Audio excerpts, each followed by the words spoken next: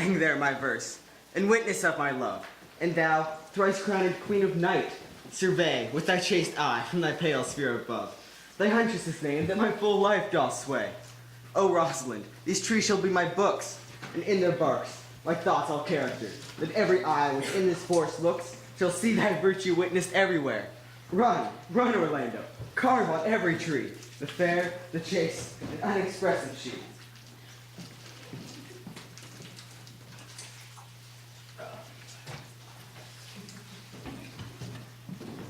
And how like you this shepherd's life, Master Touchstone? Truly, respect for itself is a good life, but respect to be a shepherd's life, it is not.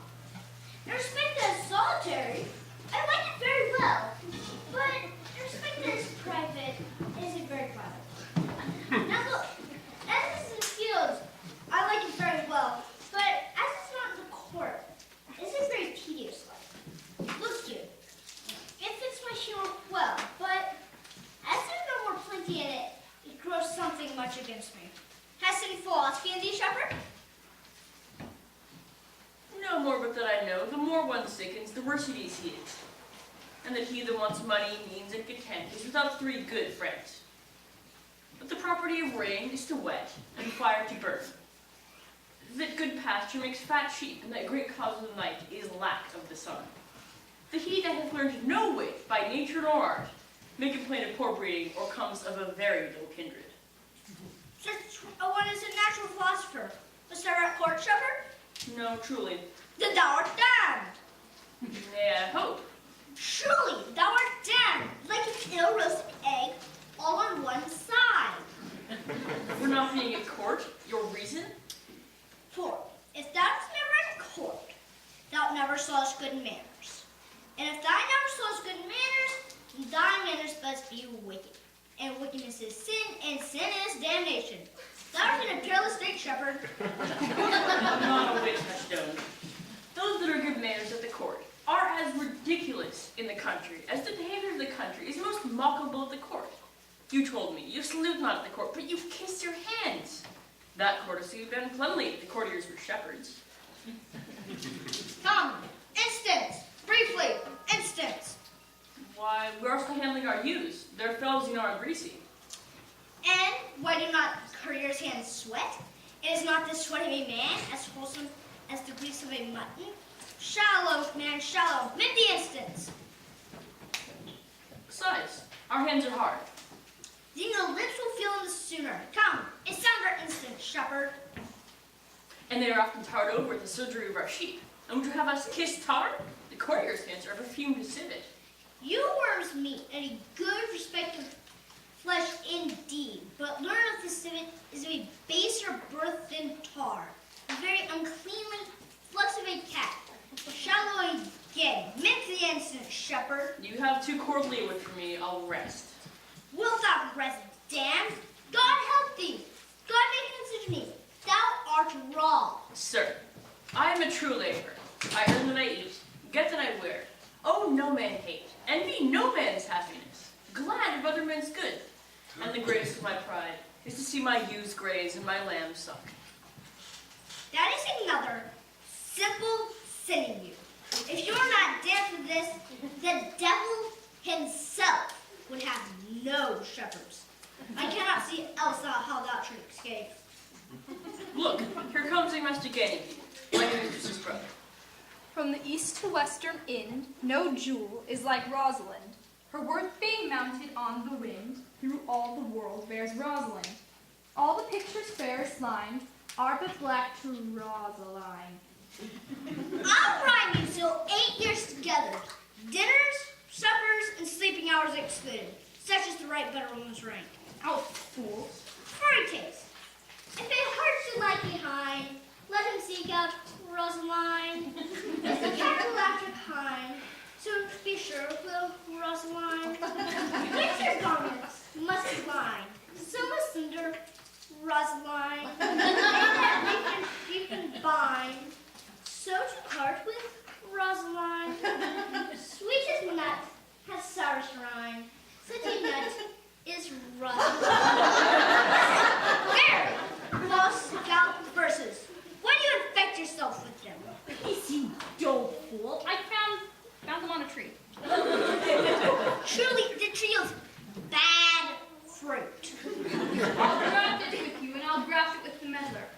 shall be the earliest fruit of the season. They'll be rotten ere you be half ripe, and that's the true virtue of the meddler.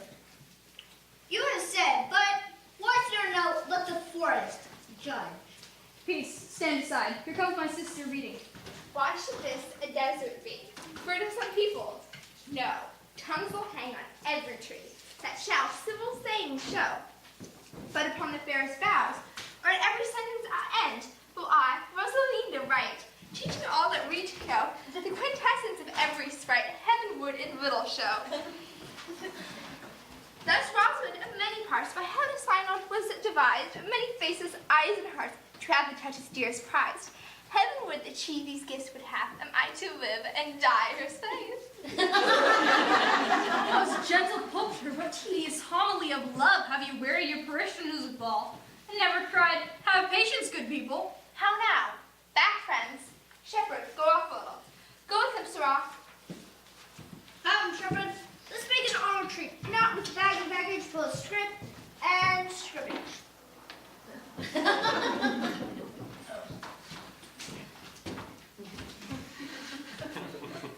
Dost hear these verses? Oh yes, I heard them all. And more too. For look here what I found on a palm tree. Was never so be rhymed since Pythagoras' time that how was an Irish rat, which I can hardly remember. Trow you, who hath done this? Is it a man? And a chain that once he wore about his neck. Change in color. I prithee who? Oh Lord, Lord, it's a hard matter for friends to meet. Mountains may be removed, and so encounter. Nay, but tell me who it is. Oh, is it possible? No, I prithee now with most petitionary vehemence, tell me who it is. Oh, wonderful, wonderful, and most wonderful, wonderful, and yet good, wonderful, and above all moving. Dost thou think, though I am the Percy, like a man, I have a doublet to pose in my disposition? 1 inch of delay more is a south sea of discovery. I prithee, tell me who it is. Quickly and speak apace. I would thou couldst stammer that thou mightst pour this concealed man of thy mouth, as wine comes out of a narrow-mouthed bottle. So you put a man in your belly? Is he of God's making? What manner of man? Is his head worth a hat, or his chin worth a beard? Nay, he hath but a little beard. My God will send more if the man will be willing. Let me stay the growth of his beard, if thou delay me not the knowledge of his chin. It is young Orlando, the turn upon the rest of his heels, and your heart within an instant. Oh, Orlando? Orlando? Alas, the day! What shall I do with my doublet and hose? Where went he? What makes he here? Huh? How did he? When shalt thou see him again? Oh, how looked he? Did he ask for me? Answer me in one word. You must pour me gargantuous mouth verse. 'Tis a word too great for any mouth of this age's size. Today I am noted these particulars is more than to answer in a catechism. But doth he know I am in this forest and in man's apparel? Looks he as freshly as he did the day he wrestled? Propositions of lover. But take a taste of my finding and relish it with good observance. From under a tree we could draw up to acorn. It may as well be called Jove's tree when it drops forth such fruit. Give me onions, good madam. Proceed. There lay he, kept on with a wounded knight. Though it be a pity to see such a sight, it well becomes the ground. My poet's like tongue, I pity it curves unseasonably. He was furnished like a hunter. Oh, ominous, he comes to kill my heart! I could sing my song without burden. Thou bringst me out of tune. Dost thou not know I am a woman? When I think I must speak. Sweet, say on. You bring me out. Soft. Come sit down here. 'Tis he! Slip by and note him! I thank thee for your company, but good faith, I had as lief as been myself alone. And so had I. But yet, for fashion's sake, I thank you too for your society. God be with you. Let's meet as little as we can. I do desire we may be better strangers. I pray you. Mar no more trees with writing love songs on their barks. I pray you, mar no more of my verses with reading them ill-favoredly. Rosalind is your love's name? Yes, just. I do not like her name. There was no thought of pleasing you when she was christened. What stature is she of? Just as high as my heart. You are full of pretty answers. Have you not been acquainted with goldsmiths' wives and cons them at rings? Not so. But I answer you right, painted cloth, for once you have studied your questions. You have nimble wits. I think 'twas made of Atalanta's heels. Will you sit down with me, and we two will rail against our mistress the world and all our miseries? You'll chide no breather in the world but myself, against whom I know most faults. The worst fault you have is to be in love. 'Tis a fault I will not change for your best virtue. I am weary of you. By troth, I was seeking a fool when I found you. He is drowned in the brook. Look but in, and you shall see him. Thou shalt see my own figure. Which I take to be either a fool or a cipher. I'll tarry no longer with you. Farewell, good Signor Love. I'm glad of your departure. Adieu, good Monsieur Melancholy.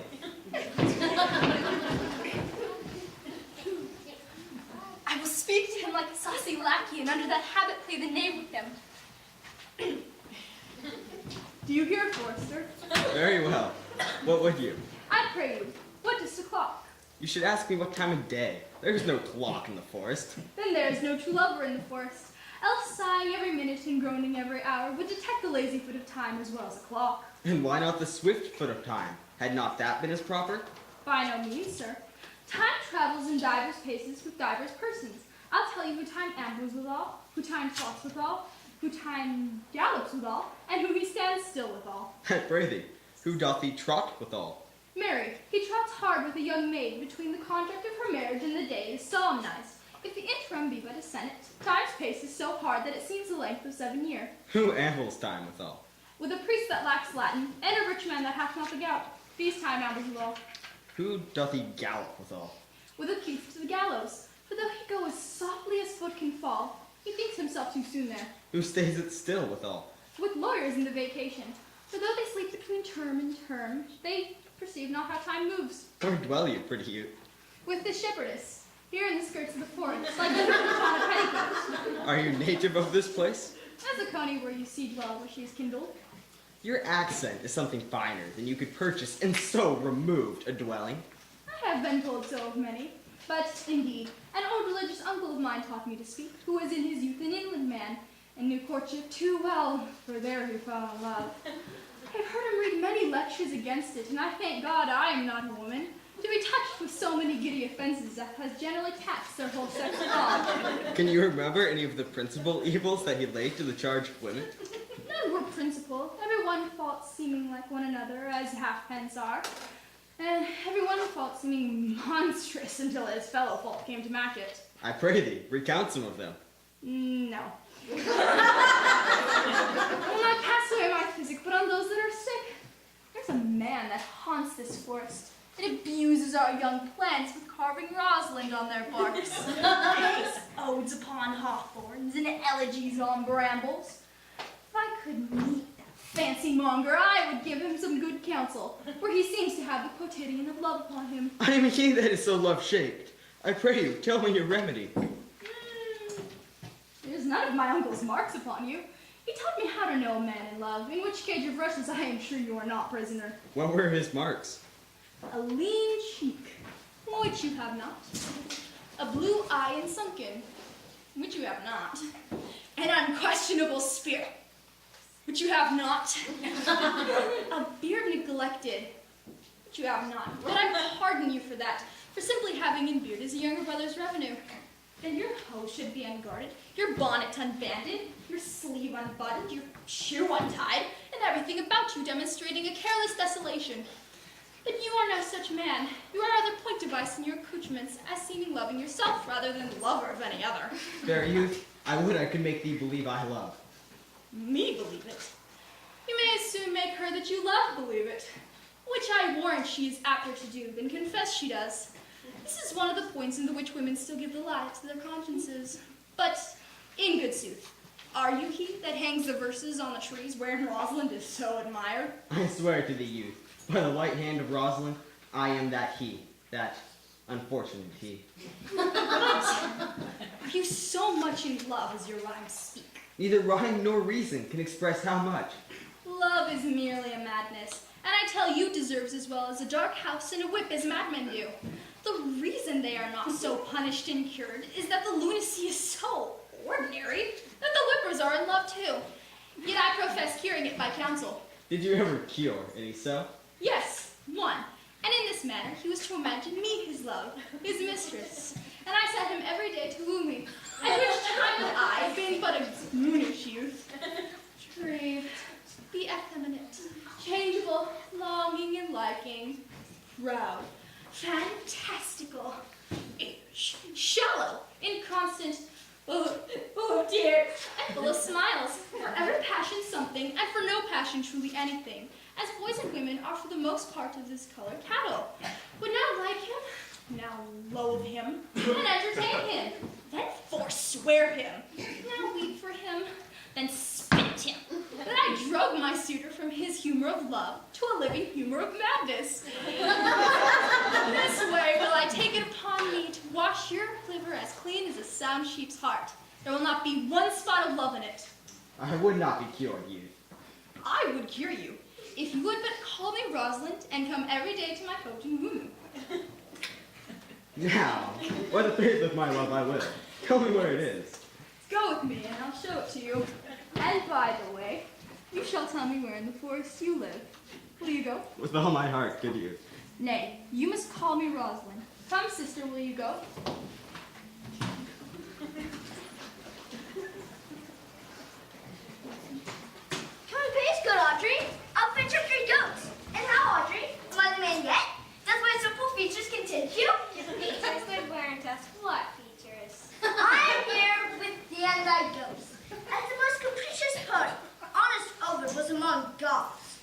Oh, knowledge you'll inhabit it, worse than Jove in a thatched house. When a man's verses could not be understood, nor a man's good wits anything, strikes a man more than they great reckoning and a little word. Truly, I would the gods had made thee poetical. What is poetical? Is it honest indeed a word? Is it a true saying? No, truly. For the true poetry is most fitting, and love is really given to poetry. And what they do swear in poetry may be said, as lovers they do fame. Do you wish then to God to me make me poetical? Thou swearest me that thou art honest. Now, if that were a poet, I might have some hope thou couldst fame. We do not have me honest. No, unless that were hard favor. For honesty comes beauty. It's like to have honey and sauce to sugar. A material fool. Well, I'm not fair, so I pray the gods make me honest. Be it as it may be, I will marry thee. And to that end, I've been with Sir Oliver Martex, the vicar of my son, who has promised to meet me in this place of forest and to couple us. Well, the gods give us joy. Amen. Here comes Sir Oliver. Sir Oliver Martex. Will you dispatch us here under the tree, or shall we go with you to your chapel? Is there none here to give the woman? I will not see that gift of any man.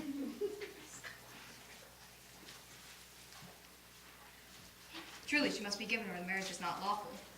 Proceed, proceed. I'll give her. Welcome back, Mrs. Sister.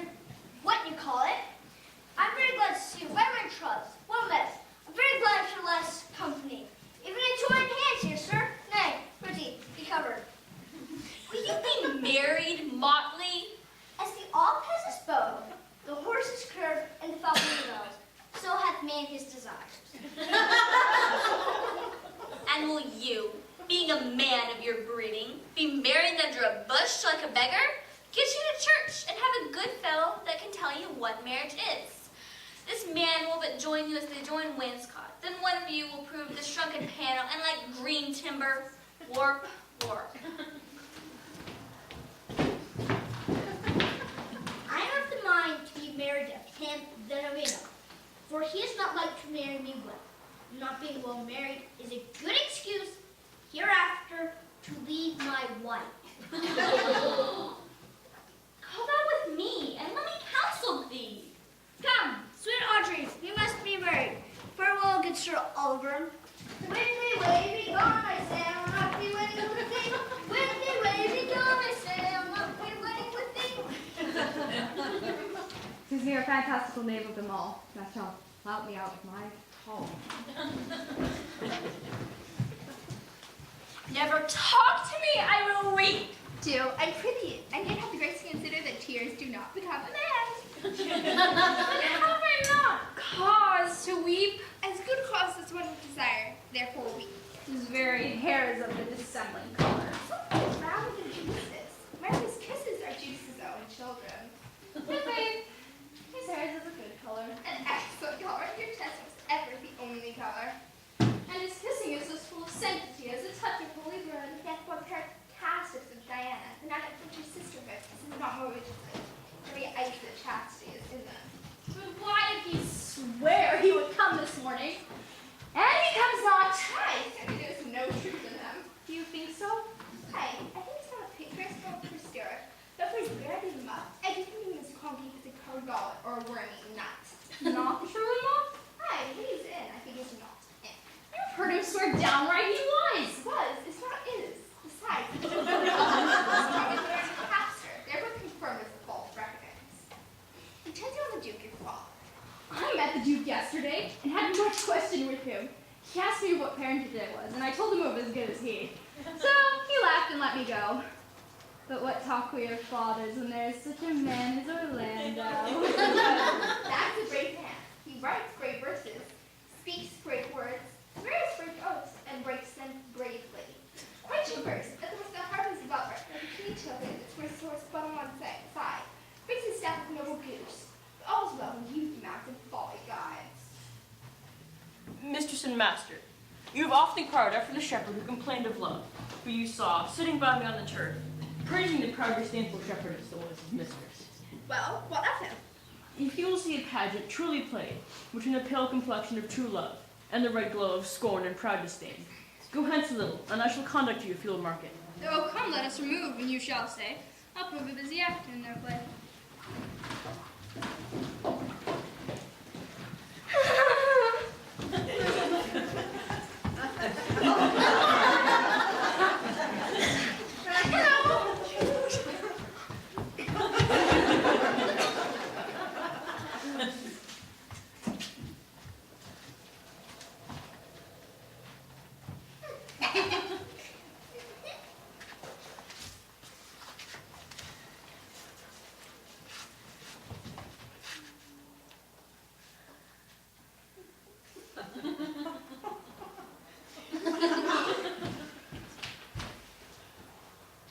Sweet Phoebe! Do not spare me, do not, Phoebe. Say that you love me not.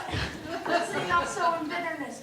The common executioner, whose heart thus succumbs to the sight of death, makes hard. Takes pardon, less than repeating he that dies. And lives again by bloody drops. I would not be thy executioner. I would, if I would not injure thee. Thou tellest me there is murder in mine eye? 'Tis pretty sure and very probable that eyes, that are the softest and frailest things, who shut their coward gates on enemies, shall call tyrants, butchers, murderers. Now I do frown on thee with all my heart, and if mine eyes can wound me, mount and kill thee. Now counters it too soon. Why now? Fall down, or if thou canst not, oh for shame, for shame. Why not say mine eyes are murderers? Now show the wound thy eye hath made me, scratched it with a pin, and there remains some scar of it. Lean down on a bush.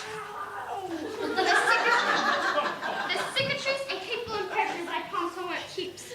But now mine eyes, which I exert thee, hurt thee not, nor am I sure there is a portion of my eye that can do hurt. Sweet Phoebe, if by prize that ever made me near, you met in some fresh cheek, the power of fancy, then shall you know the wounds invisible that little skin arrows make. But till that time, come thou not near me, and when that time comes, afflict me with thy mocks. Pity me not, as till that time I shall not pity thee. And why, I pray you? Can I be your mother that you insult, exult, And all at once over the wretch. Though you have no beauty, as I see no more in you than with that candle may go dark to bed. Must you therefore be proud and ridiculous? Why, what means this? Why do you look so on me? I see no more in you than in the ordinary of nature's sales work. Wherefore do you follow her, shepherd? Like foggy south, huffing with wind and rain? You are 1,000 times a properer man than she is a woman. 'Tis such fools as you that makes the world full of ill-favored children. 'Tis not her glass, but you that flatters her. And out of you she sees herself more proper than any of her lineaments can show her. But mistress, know yourself. Down on your knees and thank heaven fasting for a good man's love. For I must tell you friendly in your ear, sell when you can. You are not for all markets. Cry the man mercy. Love him. Take his offer. Foul is most foul, being foul to be a scoffer. Very well. Good shepherd. I'm trying a year together. I'd rather hear you chide than this man knows. He's fallen in love with your foulness, and she'll fall in love with my anger. If it be so, as fast as she answers thee with frowning looks, I'll sauce her with bitter words. Why do you look so on me? For no ill will I bear you. I pray you, do not fall in love with me. I am falser than vows made in wine. Besides, I like you not. You will know my house. 'Tis at the tuft of olives here hard by.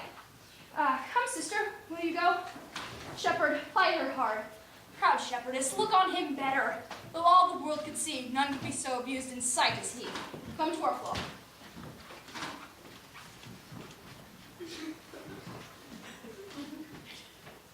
Dead shepherd, now I find I swallow my forever love, that love not at first sight. Sweet Phoebe. Huh? What thou sayest, Sylvius? Sweet Phoebe, pity me. I am sorry.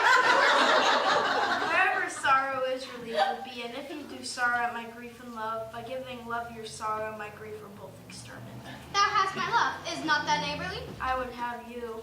Why, that were covetousness. Sylvius, the time was that I hated thee, and yet it is not that I bear thee love. But since thou canst talk of love so well, thy company which erst was irksome to me, I will endure, and therefore I'll employ thee, too. But do not look for further recompense than thine own gladness that thou art employed. So holy and so perfect is my love. I in such a poverty of grace that I should think it a plenteous crop to glean the broken ears after the man of the main harvest reaps. Loose now and then a scattered smile, and that I'll live upon. Knowest the youth who spoke to me erewhile? Not very well, but I have met him oft, and he hath bought the cottage and bounds that the old Charlotte once was master of. Think not I love him, though I ask for him. 'Tis but a peevish boy, though he talks well. But what care I for words, though words do well when he that pleases those that hear. It is a pretty youth, not very pretty, and sure, he's proud, and yet his pride becomes him. He'll make a proper gentleman. The best thing in him is his complexion. No faster than his tongue does make offense, his eyes do fill it up. He is not very tall, and yet, for his years, he's tall. His legs but so-so, but 'twas fine. There's a pretty redness in his look, a little riper and more lusty than that mixed in his cheek. 'Twas this the difference betwixt the constant red and mingled downs. There be some women, Sylvius, would have marked him in parcels I did, would have gone near to fall in love with him, but for my part, I love him not. Nor hate him not. But I have more cause to hate him than to love him. For what had he to do to chide at me? He said my hair black, mine eyes black, and now I remember scorned at me. I marvel why I answered not again. But that's all one. Omittance is no pretense. I'll write him a very taunting letter, and thou shalt bear it. Will thou, Sylvius? Phoebe, with all my heart. I'll write it straight. The matter's in my head and in my heart. I'll be bitter with him, passing short. Go with me, Sylvius.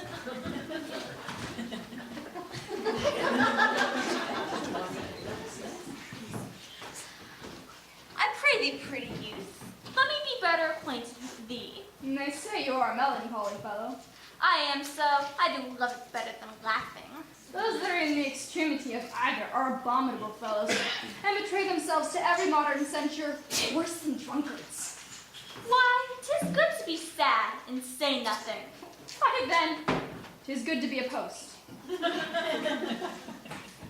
I give the scholar's melancholy, which is emulation, nor the musician's, which is fantastical, nor the courtier's, which is proud, nor the lawyer's, which is ambitious, nor the lady's, which is nice, nor the lover's, which is all of these. But it is a melancholy of mine own, compounded of many simples, extracted from many objects, and indeed the sundry computations of my travels, in which my off-rumination wraps me in most humorous sadness. A traveler. By my faith, you have good reason to be sad. I fear you have sold your own lands to see other men's. And to have seen much and to have nothing is to have rich eyes and poor hands. Yes, I've gained my experience. And your experience makes you sad. I'd rather a fool to make me merry than experience to make me sad. And I traveled for it too. Good day and happiness, dear Rosalind. Nay then, God bless you. You talk in blank verse. Farewell, Monsieur Traveler. Why, how now, Orlando? Is it not past 2 o'clock? Where have you been all this while? My fair Rosalind, I come within an hour of my promise. Break an hour's promising love. He that will divide a minute into 1,000 parts and break with that part of 1,000 part of a minute in the affairs of love. It may be said of him that Cupid hath clapped him over the shoulder, but I'll warrant him heart whole. Pardon me, dear Rosalind. Nay, and you be so tardy. I had as a leaf be rude of a snail. Of a snail? Aye, of a snail. For though he comes slowly, he brings his house on his head. A better jointure, I think, than you make a woman. What's that? My horns, which such as you are famed to be beholding your wives for. Yet he comes armed in his fortune, and prevents the slander of his wife. Virtue is no horn maker, and my Rosalind is virtuous. And I am your Rosalind. It pleases him to call you so, but he hath the Rosalind of a better leer than you. Come, Moomy Bloomy, for now I am in a holiday humor and laughing at the consent. What would you say to me now when I were your very, very Rosalind? I would kiss before I spoke. Nay, I perceive. And when you were out for lack of matter, you might take the occasion to kiss. Very good orators, when they are out, they will spit.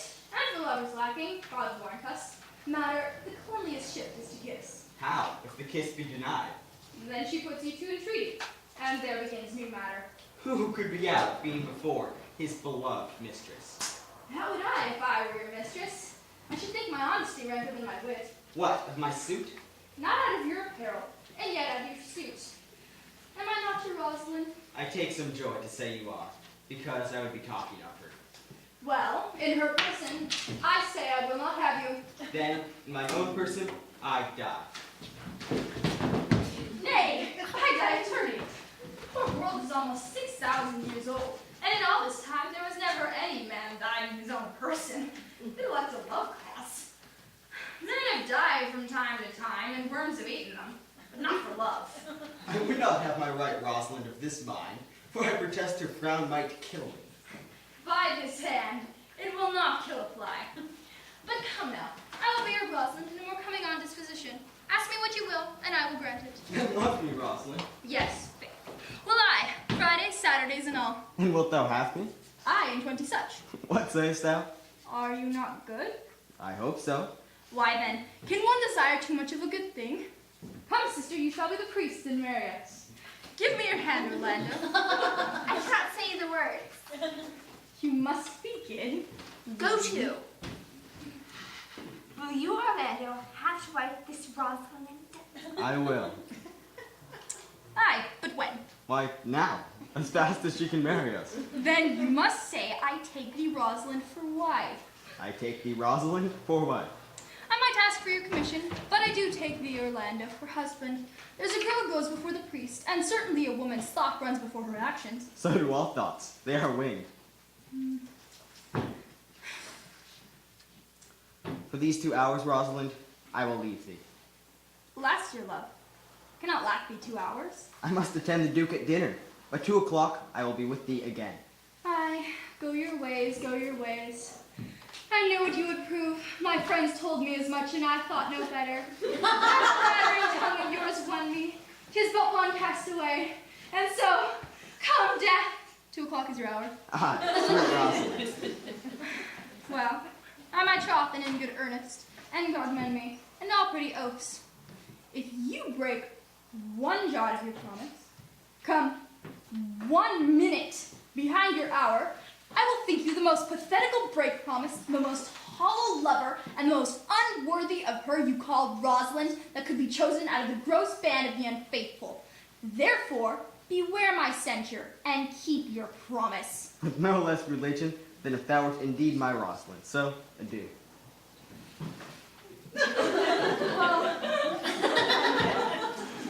Adieu.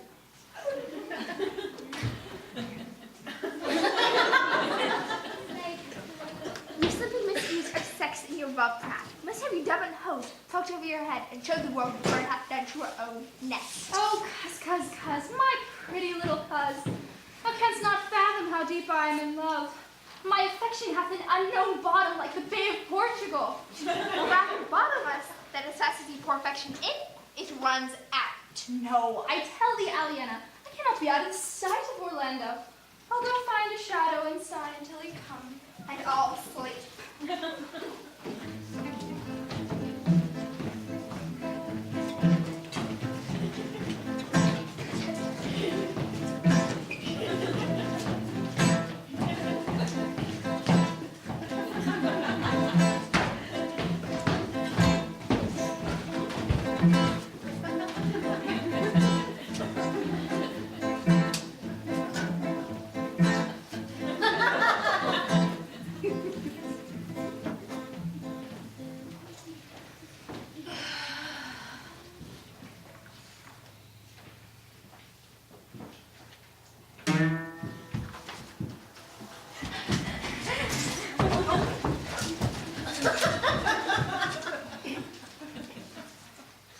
Which is he that killed the deer? It was I. Let's present him to the Duke like a Roman conqueror, and would do well to set the deer's horns upon his head for a branch of victory. Have you no song, Forester, for this purpose? Yes, sir. Sing it. 'Tis no matter how it be in tune, so long as it make noise enough. What shall he have that killed the deer? His leather skin and horns to wear. Then sing him home, the rest shall bear his burden. Take thou scorn to wear the horn, and was the Christ ere thou was born. The father's father wore it, and my father bore it. The horn, horn, the lusty horn. Nothing left to scorn. Take thou scorn to wear the horn, was the Christ ere thou was born. His father's father wore it, and my father bore it. The horn, horn, the lusty horn. There's not a thing left to scorn.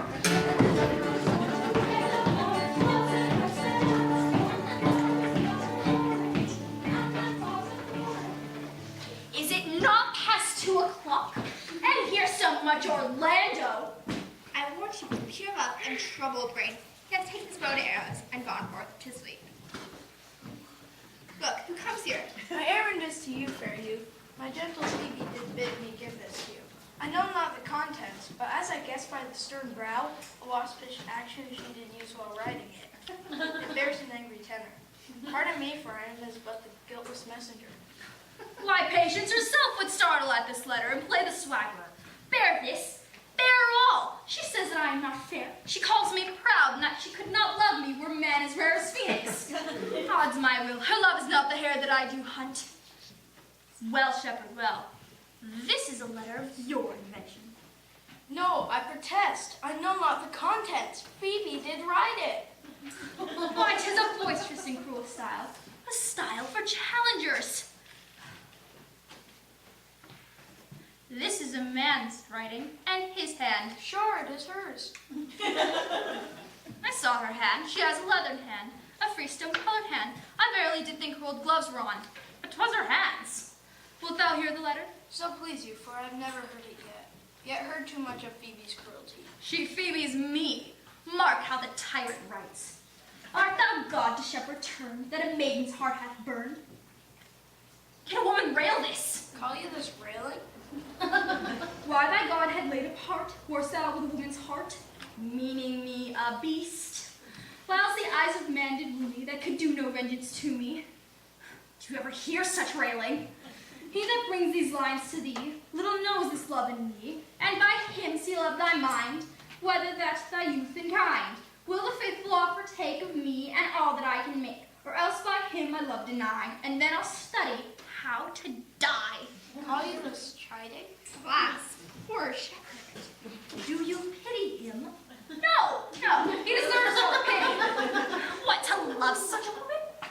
Well, go your way to her, for I see love hath made thee a tame snake. And say this to her, that if she love me, I charge her to love thee, and I will never have her unless thou entreat for her. Hence, if you be a true lover, hence and not a word, for here comes more company. Good morrow, fair ones. Pray you, if you know, where in the purlieus of this forest stands a sheepcote, fenced about with olive trees? West of this place, down in the bottom, hang the offshoots by the murmuring stream. Left in your right hand brings to the place. But at this hour the house doth keep itself. There is none within. If then I may profit by a tongue, I should know you by description. Such garments and such years. The boy is brown, a female favorite, and bestows himself like a ripe sister. The woman low, and fairer than her brother. Are not you the owner of the house that they inquire for? It is no boasting ass to say we are. Orlando doth commend unto you both, and to that youth he calls his Rosalind he sends this bloody napkin. Are you he? I am. What must we understand by this? Some of my shame. If you will know of me what man I am, and how and why and where this handkerchief was stained. I pray you, tell us. When from the first to last betwixt us two, when last the Orlando parted from you, he left a promise to return again within an hour, and, pacing through the forest, chewing the food of sweet and bitter fancy, lo, what befell. He threw his eye aside, and mark, what object did present itself? Under an oak, whose boughs are mossed with age, and high-top bald with dry antiquity, a wretched, ragged man, o'ergrown with hair, lay sleeping on his back. About his neck, a green and gilded snake had wreathed itself, who, with her head, nimble in threats, approached the opening of his mouth. But suddenly, seeing Orlando, it did unlink itself and slipped away into a bush. Under which bush's shade, a lioness, with udders all drawn dry, lay couching, head on ground, with cat-like watch when not the sleeping man should stir. For 'tis the royal disposition of that beast, to prey on nothing that doth seem as dead. This seen, Orlando did approach the man, and found it was his brother, his elder brother. Oh, I have heard him speak of that same brother, that he did render the most unnatural that lived amongst men. And well he might so do, for well I know he was unnatural. But to Orlando, did he leave him there, food to the sucked and hungry lioness? Twice did he turn his back and purpose to do so, but kindness, nobler ever than revenge, and nature, stronger than this just occasion, made him give battle to the lioness, who quickly fell before him, in which hurtling from miserable slumber I awaked. Are you his brother? Was you he rescued? Was it you that did so often tried to kill him? 'Twas I, but 'tis not I. I do not shame to tell you what I was, since my conversion so sweetly tastes, being the thing I am. But for the bloody napkin? When from the first to last betwixt us two, 'tis our countenance had most kindly bathed. And how I came into that desert place, I'll brief. He led me to the gentle Duke, who gave me fresh array and entertainment, committing me unto my brother's love. Who led me instantly into his cave, there, stripped himself, and here, upon his arm, the lioness had torn some flesh away, which all this while had bled. And now he fainted, and cried in fainting upon Rosalind.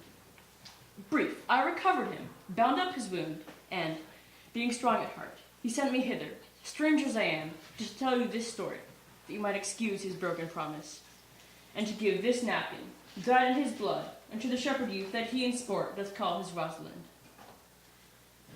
Cousin, how now? Get me. Sweet, get me.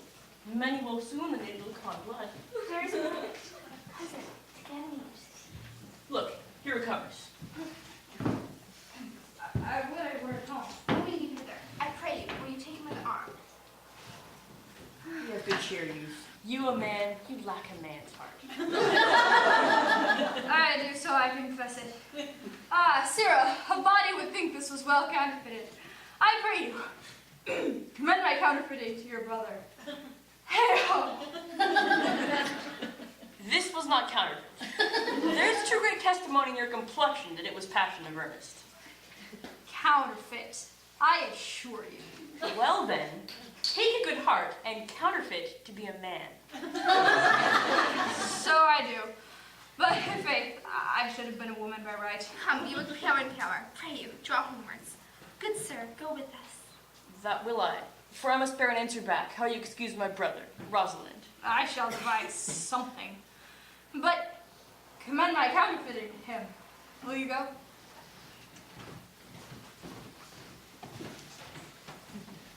We shall find a time, Audrey! Patience! Gentle Audrey! The priest is good enough for all the old gentlemen saying. And it was wicked, Sir Oliver, most vile vortex. But Audrey, there's a youth in this forest who lays claim to you. I know, Peaches. Here comes the man you mean. Oh my God, this mean drink-stick clown. We that good wits have much to answer for, and we shall be faulty and cannot hold.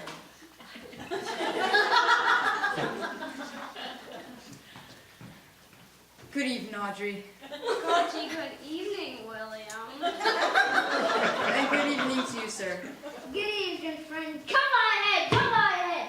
Nay, pretty, be covered. How old are you, friend? 5 and 20, sir. A ripe age. Is thy name William? William, sir. A fair name. Was born in this forest? I, sir, I thank God. Thank God. A good answer. Art rich? Faith, sir, so-so. So-so is good. It's very good. Is excellent. And yet is not. Is what? So-so? You are wise. I, sir, I have a pretty wit. You remind me of saying, the fool that thinks himself to be wise, but the wise man doesn't know himself to be a fool. You love this maid? I do, sir. You art thou learned? No, sir. Then learn this of me. To have is to have, and all the authors have agreed that ipsy is he. And you are not ipsy, for I am he. Which he, sir. He, sir, that must marry this maid. Therefore, clown, then to the vulgar, leave the society which is in the boorish company of this female, which is in the vulgar woman. Altogether is leave the company of this woman, or else thou perishest. Or to thy better understanding diest. Or to which I kill thee. I will translate thy liberty into bondage, thy life into death. I will deal in poison, or bow or in steel. I will kill thee on 50 ways. Any more! William. God rest you, Mary, sir.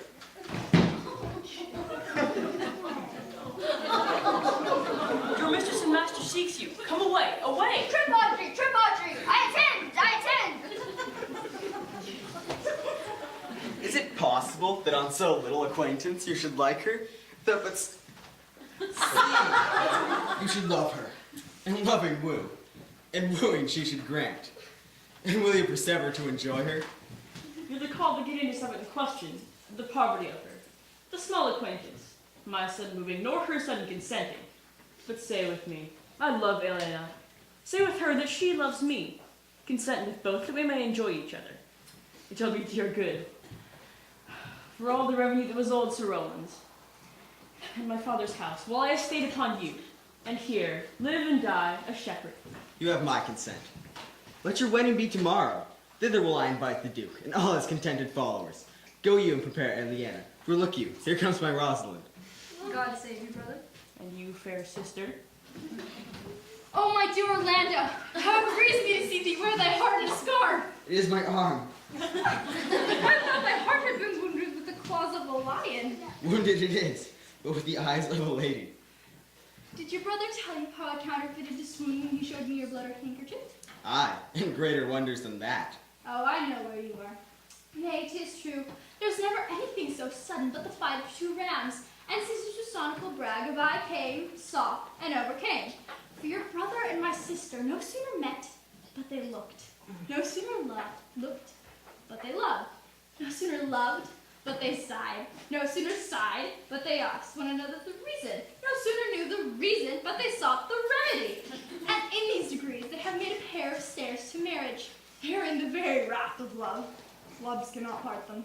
They shall be married tomorrow, and I will bid the Duke to the nuptial. But oh, how bitter a thing it is, looking to happiness through another man's eyes. By so much the more shall I tomorrow be at the height of heart heaviness. By how much I shall think my brother happy in having what he wishes for. Why then, tomorrow I cannot serve your turn for Rosalind. I can live no longer by thinking. I shall weary you then no longer with idle talking. Know of me then, for now I speak to some purpose. I have since I was 3-year-old conversed with a magician, most profound in his art and yet not damnable. If you love Rosalind, so near the heart as your gesture cries it out, then tomorrow when your brother marries Aliena, so shall you marry her. Speakest thou in sober meanings? By my life I do, which I tender dearly, though I say I am a magician. Look, here comes a lover of mine and a lover of hers. You have done me much ungentleness to show the letter that I writ to you. Care not if I have. It is my duty to seem despiteful and ungentle to you. You are therefore followed by a most faithful shepherd. Love him. He worships you. Good shepherd, tell us youth what 'tis love. It is to be all made of sighs and tears, and so am I for Phoebe. And so am I for Gamony. And I for Rosalind. And I for no woman. It is to be all made of faith and service, and so am I for Phoebe. And so am I for Gamony. And I for Rosalind. And I for no woman. It is to be all made of fantasy, all made of passion, all made of wishes, all adoration, all duty and observance, all humbleness, all trial, all patience and impatience, all purity. And so am I for Phoebe. And so am I for Gamony. And so am I for Rosalind. And so am I for no woman. If this be so, why blame you me to love you? If this be so, why blame you me to love you? If this be so, why blame you me to love you? Who do you speak to? Why blame you me to love you? To her that is not here, nor doth not hear. I will help you if I can. I would love you if I could. Tomorrow, meet me all together. I will marry you if I ever marry a woman, and I will be married tomorrow. I will satisfy you if I ever satisfied man, and you shall be married tomorrow. I will content you with what pleases you contents you, and you shall be married tomorrow. As you love Rosalind, meet. As you love Phoebe, meet. And as I love no woman, I'll meet. So fare you well. I have left you commands. I will not fail if I live. Nor I. Nor I.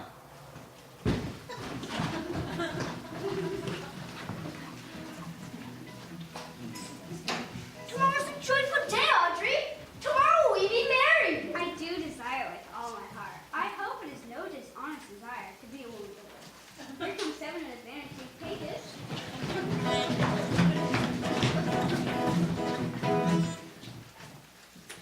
Well met, honest gentlemen. By my troth, well met. Come, sit, and they saw. We are for you. Sitteth in the middle. Shall we clap into a realm and without spitting or hawking or say we are forced, which are the only prologues for that voice? In faith, and both in tune like two gypsies on Was a lover and his lass, with a hey and a ho and a hey honey ho. Cornfields it passed, with a hey and a ho and a hey honey ho. Springtime, the only pretty ringtime, we went to sing hey ding ding ding. Sweet lovers love the spring.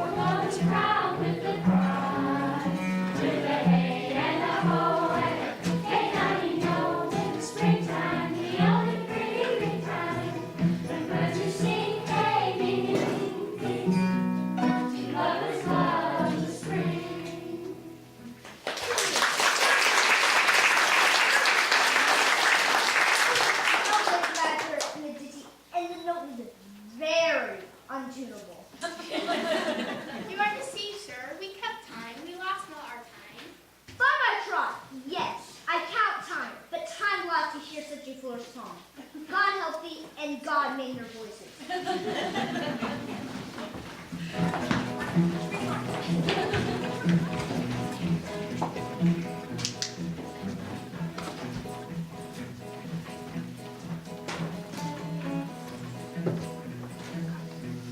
Dost thou believe, Orlando, that the boy can do all this that he has promised? I sometimes do believe, and sometimes do not, as those that fear to hope, and know to fear. Patience once more whilst our compact is urged. You say if I bring your daughter, you will bestow her on Orlando here? That would I, had I kingdoms to give with her. You say you'll receive his daughter when I bring her? That would I, were I of all kingdoms king. You say you'll marry me if I be willing? That will I, should I die the hour after. But if you do refuse to marry me, you'll give yourself to this most faithful shepherd. So's the bargain. Keep your word, O Duke, to give your daughter. You yours, Orlando, to receive his daughter. Keep your word, Phoebe, that you'll marry me if I be willing. But if you do refuse to marry me, wed this shepherd. Keep your word, Silvius, that you'll marry her. And from hence I go, to make all these doubts even. I do remember in the servant boy some lively touches on my daughter's favor. My lord, the first time that I ever saw him, we thought he was a brother to your daughter.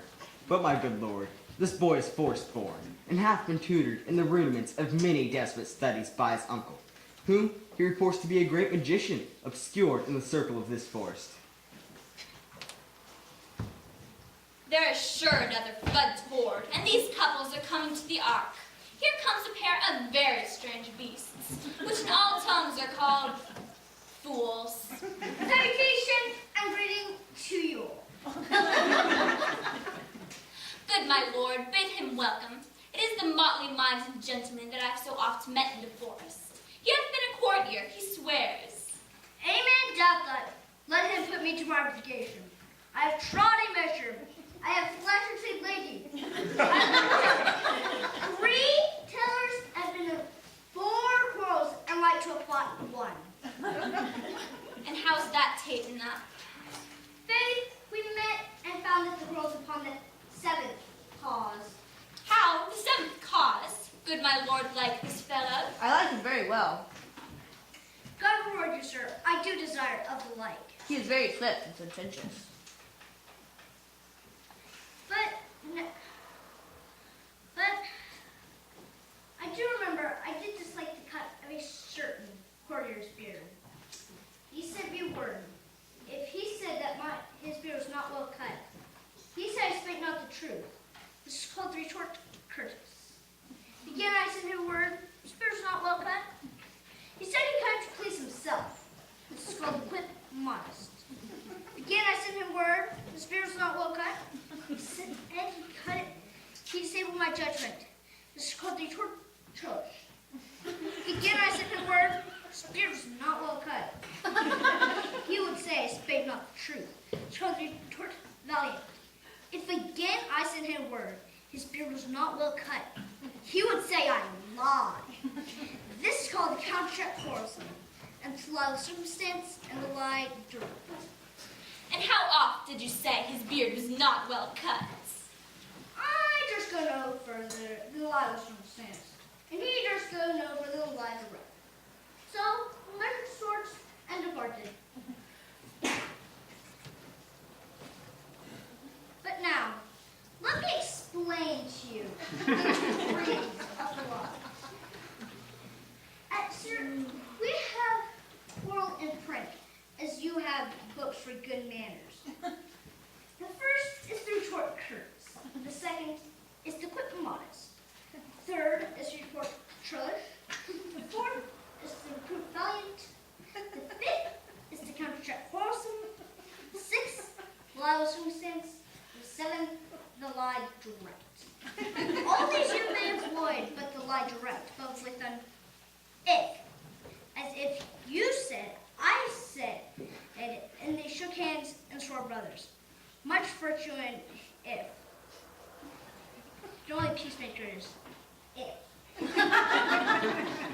Is this not a rare fellow, my lord? He's as good at anything, and yet a fool. He uses his folly like a stalking horse, and under it he shoots his wit.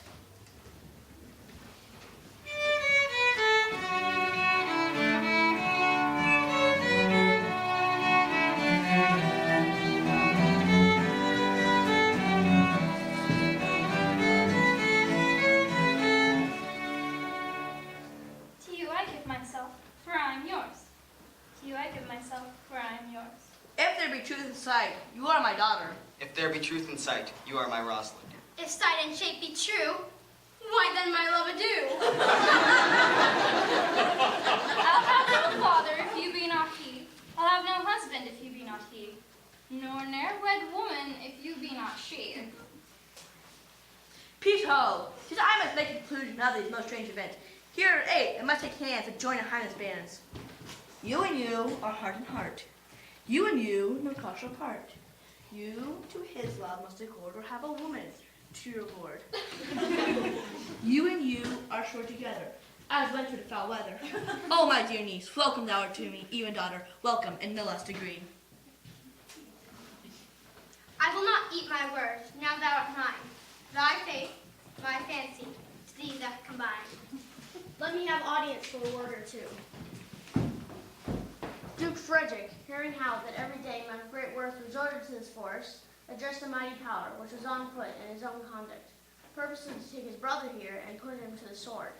But to the skirts of this wild-wooded king were meeting with an old religious man, and after some question with him, was converted, both from his enterprise and from the world. His crown bequeathing to his banished brother, and all their lands restored to them again that were with him exiled. This too true I do gain to my life. Welcome, young man. First in this course, let us do those ends that were here well begun and well begot, and act for every other's happy number. That have endured true days unite with us, shall return to argue fortune, according to the measure of their states. Come, music, and you, bride and bridegrooms all, to the measure heap with the measures fall. Sir, by your patience. If I heard you rightly, the Duke hath put on a religious life, and thrown into neglect the pompous court. He hath. To him will I, out of these convertites, there is much matter to be heard and learned. To your former honor I bequeath, your patience and your virtue well deserve it. You to a love their true faith doth merit.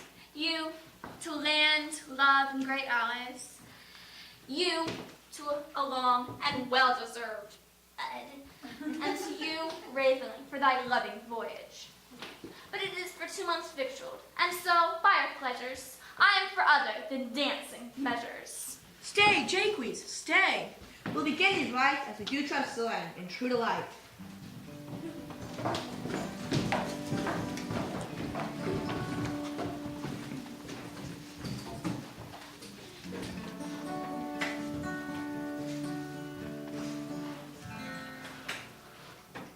One, two, three, four.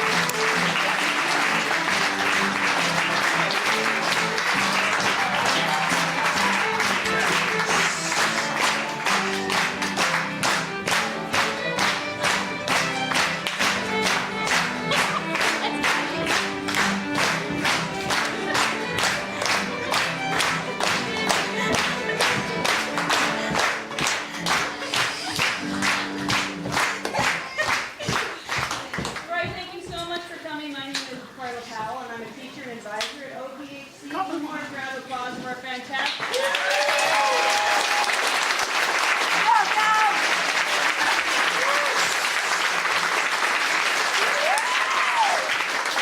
Really happy back there. You can't tell how much fun we had putting this together and performing it. It's so much fun and so much work, but mostly fun. And if you have any questions about OPHC, you can come and see me, or our principal is here, Karen Brennan is here too, you can talk to her. And thank you for coming and supporting the Shakespeare. Thank you to Franco for putting together all of our music and directing, and to Consuelo for directing on every acting